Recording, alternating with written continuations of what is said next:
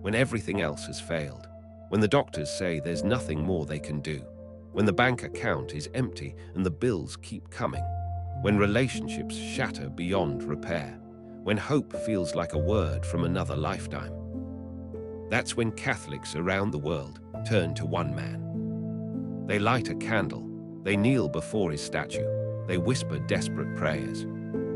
His name is Saint Jude Thaddeus, the apostle of the impossible, the patron saint of desperate cases, the quiet hero who became the world's last hope. Today on Daily Saint, we're uncovering Saint Jude's remarkable story, from his days walking with Jesus, to his brutal martyrdom, to the miracles that made him the saint millions cry out to when all else fails. How did this obscure apostle become the one people run to in their darkest hour? Saint Jude in the Gospels. Let's start at the beginning. Jude was one of the 12 apostles.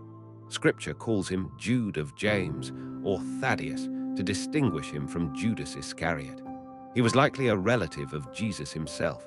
Some traditions say he was one of the brothers of the Lord, meaning a close cousin from the Holy Family.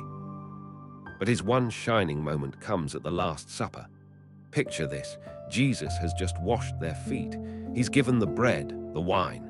Judas has already slipped out into the night. And then Jude leans forward with that burning question that's haunted every disciple since. "Lord," he says, "how is it that you will manifest yourself to us and not to the world?"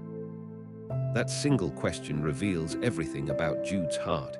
He wasn't asking out of doubt. He was asking out of longing. "Lord, we want to know you more. Show us how." Jesus' answer becomes one of the most beautiful promises in Scripture. "If you love me, keep my commandments, and I will ask the Father, and he will give you another advocate." Jude didn't just get an answer. He got a relationship. He got the Holy Spirit. Jude the missionary. After Pentecost, Jude didn't stay quiet. Tradition tells us he teamed up with Saint Simon the Zealot for one of the most dangerous missions in the early church. They preached together through Syria, Mesopotamia, Persia lands we now call Iraq and Iran. Imagine this: 2 apostles, dusty and road-worn, walking into pagan cities. "Brothers," they proclaim, "there's a God who loves you. His Son died for you. Repent and believe." The response: persecution, beatings, prison. But they kept going. Legend says Jude carried a wooden cross-shaped club as his weapon, not for violence, but as a preaching tool. He'd hold it up and say, "This is the sign of salvation." In one powerful story, Jude and Simon confront pagan priests offering human sacrifices to idols. "Your gods are silent," Jude declares. "Ours speaks." Then miracles happen: healings, exorcisms, conversions. Entire cities turn to Christ. The martyrdom, but faithfulness has a cost. In Persia, around the year 65 AD, Jude and Simon faced their final test. The local king, enraged by their preaching, ordered their execution. The apocryphal account is brutal but beautiful. They were beaten with clubs, just like the one Jude carried, stoned by mobs, finally beheaded. But here's what's remarkable: they died smiling. They died praising God. They died with joy. As the swords fell, tradition says Jude whispered, "Into your hands, Lord, I commend my spirit." Their bodies were later brought back to Rome, where they rest today in St. Peter's Basilica, right near the Confessio of St. Peter himself. 2 faithful apostles, side by side for eternity. The saint of the impossible.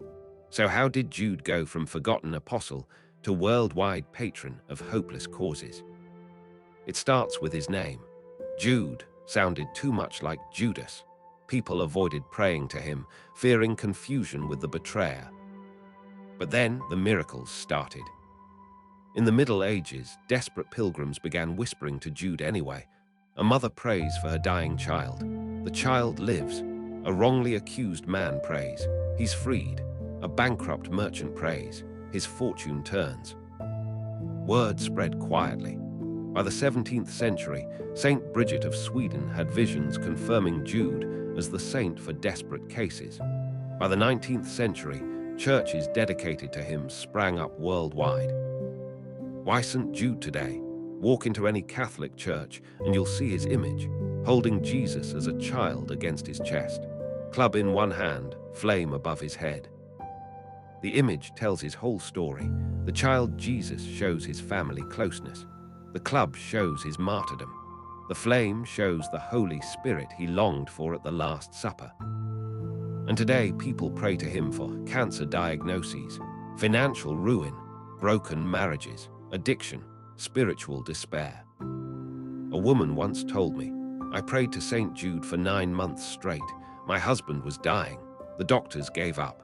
On the 274th day of the novena, he sat up, completely lucid, and said, 'I'm not ready to go yet.' He lived 2 more years." Another said, "Bank was foreclosing. Final notice. Prayed 1 9-day novena to Jude. Got a call from an old client with a contract that paid everything and then some." The Saint Jude novena. People love Jude because he gets desperation. He knows what it's like to feel forgotten. He knows what it's like when no one else will listen. That's why his famous prayer hits so hard. "Saint Jude, worker of miracles, helper of the hopeless, pray for me. Most confident patron of the impossible, come to my aid." The routine is simple but powerful. 9 days of prayer. 1 candle lit each night. Your impossible situation laid bare before God. Jude doesn't promise easy answers, but he promises God hears. God cares. No case is too hopeless. The ultimate hope. St. Jude reminds us of a profound truth. God loves to work through the impossible. He loves to show up when everyone else has left the room. He loves to answer when hope seems dead. In your darkest moment, when you've tried everything else, when you're out of options, out of strength, out of tears, that's when St. Jude steps forward and says, "Give it to me. I know someone who specializes in impossible." Saint Jude Thaddeus, apostle of Jesus Christ, faithful missionary, martyr for the gospel, patron of the hopeless. Pray for us.